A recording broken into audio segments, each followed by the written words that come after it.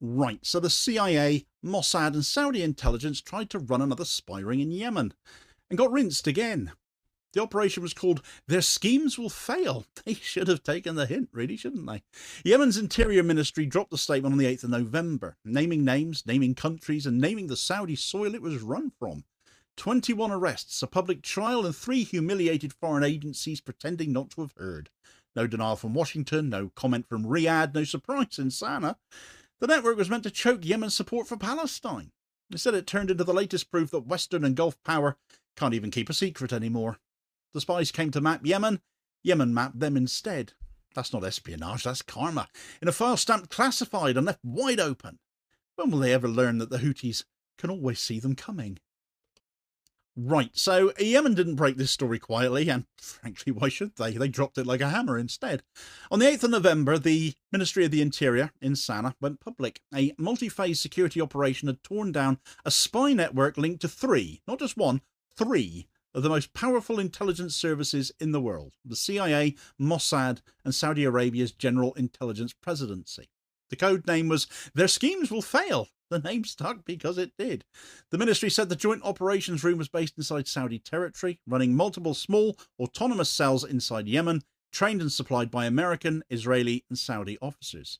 21 defendants are already in court in Sana'a, the charges being espionage, sabotage, and collaboration with foreign states. The Interior Ministry described the operation as the culmination of months of surveillance and infiltration. Agents had tracked the communication links back across the border. They said the network was responsible for providing targeting data, disrupting domestic communications, and collecting details on missile and drone programs.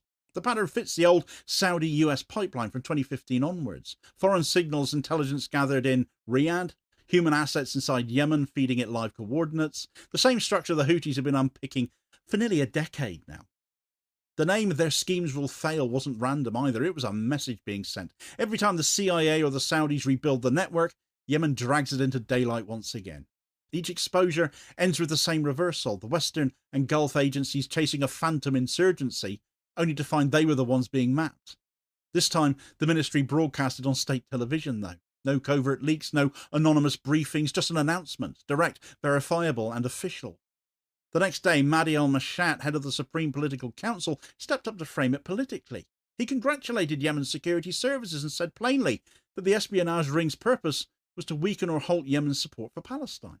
He called it evidence of American, Israeli, and Saudi hostility. No bluster, just cause and consequence. The attempt to break Yemen's solidarity with Gaza had failed. The message was aimed at Arab audiences as much as Western ones, that the state under siege still sees its defence of Palestine as non-negotiable. And that framing matters. It ties an intelligence war directly to the Gaza front. The same week Israel was telling Western media it had paused operations under a ceasefire, Yemen was revealing that the war had already moved underground. The spy network wasn't about Yemen's internal politics, it was about cutting the flow of political and logistical support between Sana'a and Gaza.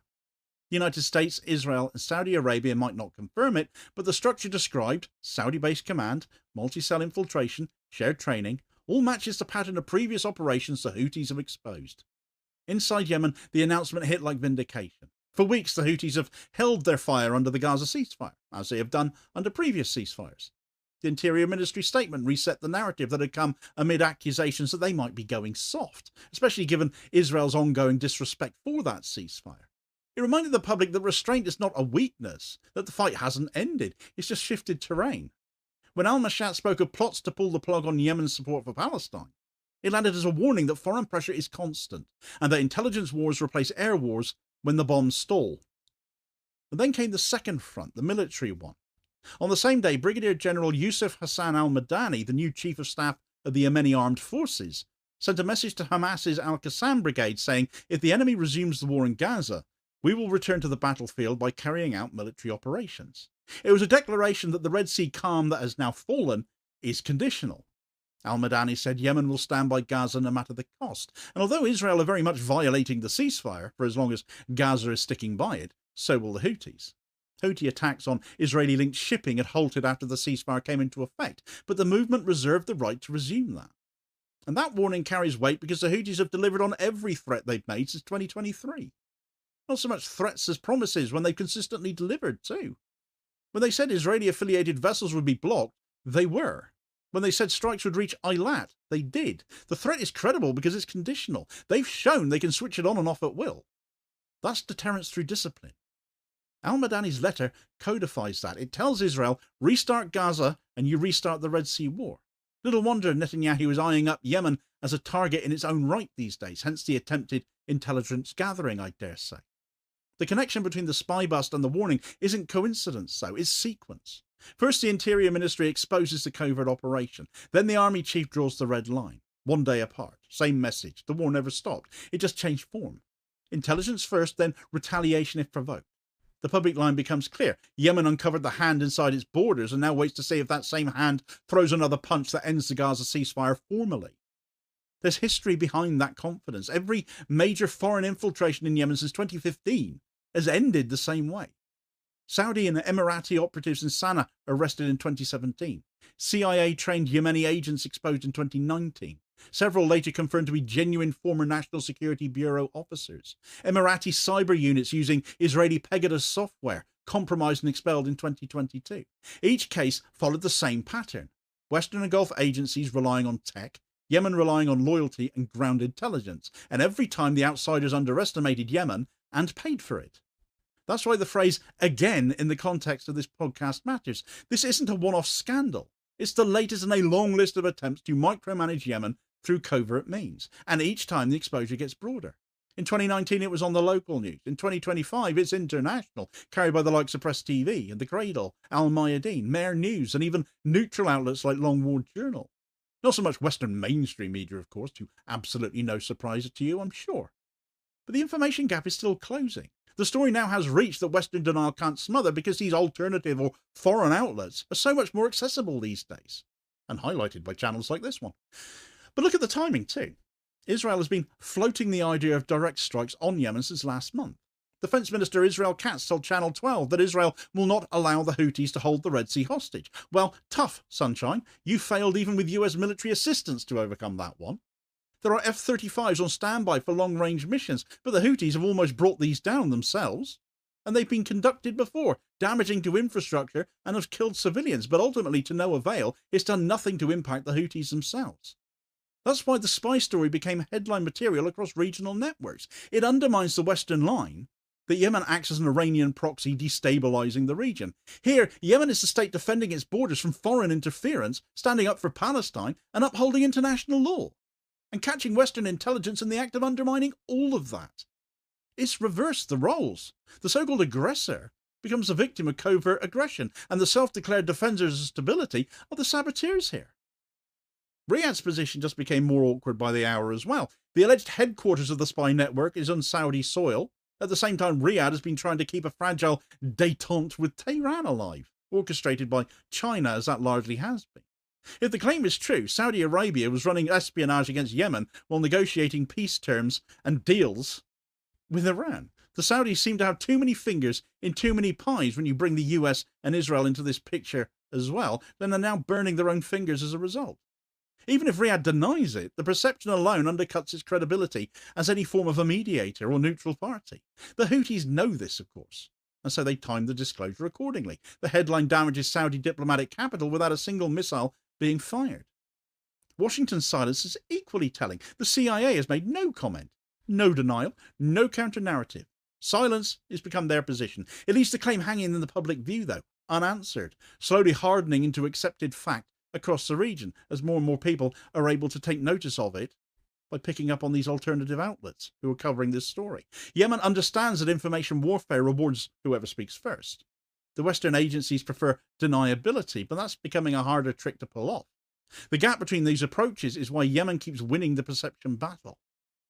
Inside Sana'a, the arrests serve another function. Morale for them. A decade of blockade and airstrikes has bred exhaustion, frankly. A security victory provides legitimacy that battlefield stalemates can't. Each spy trial televised, each confession broadcast, reinforces the image of a functioning state under siege. They're being tried in open court, so that visibility matters. It says Yemen isn't hiding its process, while its accusers hide behind their classified stamps. The deeper meaning of this exposure is that the intelligence war and the Gaza war are now formally joined. Mahdi al-Mashat made it explicit. The goal of the spy network was to end Yemen's support for Palestine. That line reframes the entire conflict. It turns Yemen from an isolated insurgency into part of a continental resistance movement. If the network's mission was political disruption rather than military espionage, it means the US-Israeli-Saudi axis now treats public opinion itself as a threat. That's the scale of fear driving this now. The espionage network wasn't just about secrets, it was about influence. Disrupt the pro-Palestine alignment and you fracture the resistance narrative. By exposing it, Yemen has not only won a counterintelligence round, but restored ideological coherence too. The ceasefire holds, the Red Sea is calm, yet the political front remains live. Now fold in al-Madani's warning again. It closes the loop. Yemen isn't promising indefinite restraint, it's drawing a conditional perimeter. Peace for Gaza means quiet seas. Renewed bombing means renewed blockades and strikes. The power balance has changed. Israel's next move in Gaza now carries a direct maritime consequence. That's deterrence achieved without escalation.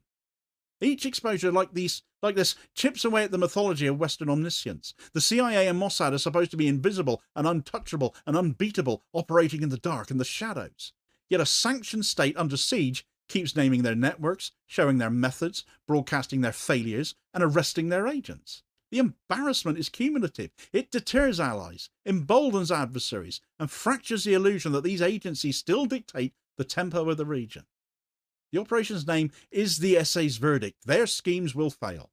It reads like defiance. It functions as a prophecy. Every covert project aimed at Yemen ends the same way. Reversal, exposure, and humiliation.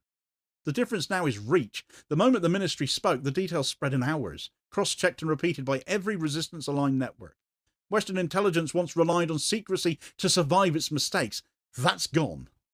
There's a reason Israel is talking about direct strikes instead of covert disruption when it comes to Yemen. The covert route has been burned. Saudi channels compromised, Israeli assets rolled up, American deniability exposed. When states shift from intelligence war to open war, it's because the secret one stopped working. Yemen's revelation marks that turning point. The exposure also signals a transition in Yemen's own posture. The Interior Ministry acting first, then the Political Council, then the military. 3 arms of state moving in alignment. That kind of coherence under blockade is rare. It tells foreign governments that the command chain is intact, intelligence and policy integrated. That's deterrence through order. The Western and Gulf states now face a triple loss, therefore, of secrecy, of credibility, and initiative. They can't deny the story without acknowledging they were running it. They can't confirm it without admitting defeat. They can't retaliate without validating Yemen's claim of ongoing aggression. That stalemate is strategic victory achieved without firing a shot. Operation Their Schemes Will Fail did more than capture a spy network. It reversed the direction of observation. For decades, the CIA, Mossad and their Gulf counterparts watched Yemen. Now Yemen watches them. That's the pivot of the story. Control of information is control of war. They call it espionage. Yemen calls it exposure now. And every time it happens, another layer of the empire's invisibility gets burnt away. Of course, it was only a month ago that the Houthis demonstrated exactly what was at stake where it comes to global shipping, and that their reach has stretched beyond the Red Sea at that. Their blockade having grown as one ship tried on the blockade, and they didn't even make it to the Red Sea on that occasion. So you get all the details of that story here.